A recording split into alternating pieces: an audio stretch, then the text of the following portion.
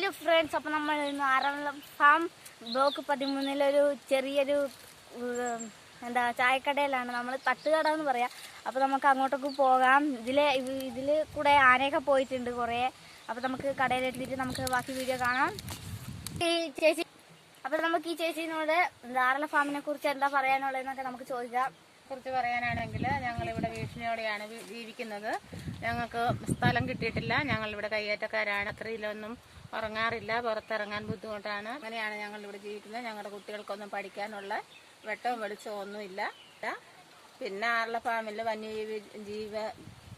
വന്യമൃഗങ്ങളുടെ ശല്യം കാരണം നമുക്ക് പുറത്തിറങ്ങാൻ പറ്റാത്ത ഒരു അവസ്ഥയാണ്. അപ്പോൾ ആന നശിപ്പിച്ച തെങ്ങെല്ലാം ഒടിച്ചിട്ട് ഇതെല്ലാം ദുരിതങ്ങളാണ് ഇവിടെ നടന്നിട്ടുള്ളതെന്നൊക്കെ നിങ്ങൾക്ക് വാർത്തയിലൂടെ മനസ്സിലാക്കാവുന്നതാണ്.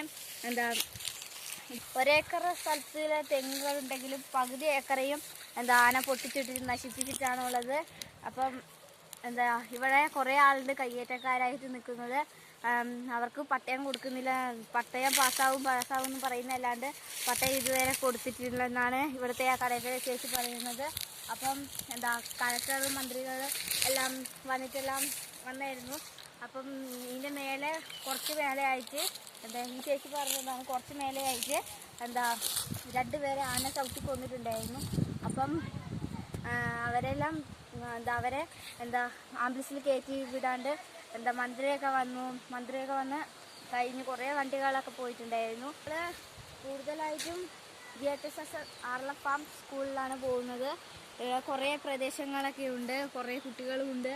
പക്ഷേ പകുതി ആളുകളും ആനശല്യം കാരണം സ്കൂളിലേക്കൊന്നും പോകാറില്ല എന്നൊക്കെയാണ് ഇവിടുത്തെ കടയിലെ തട്ടുകട ചേച്ചി പറഞ്ഞിട്ടുള്ളത്. അപ്പം നിങ്ങൾ അപ്പം വാർത്തകൾ തീരുന്നു. പ്രധാന വാർത്തകൾ കണ്ണൂർ.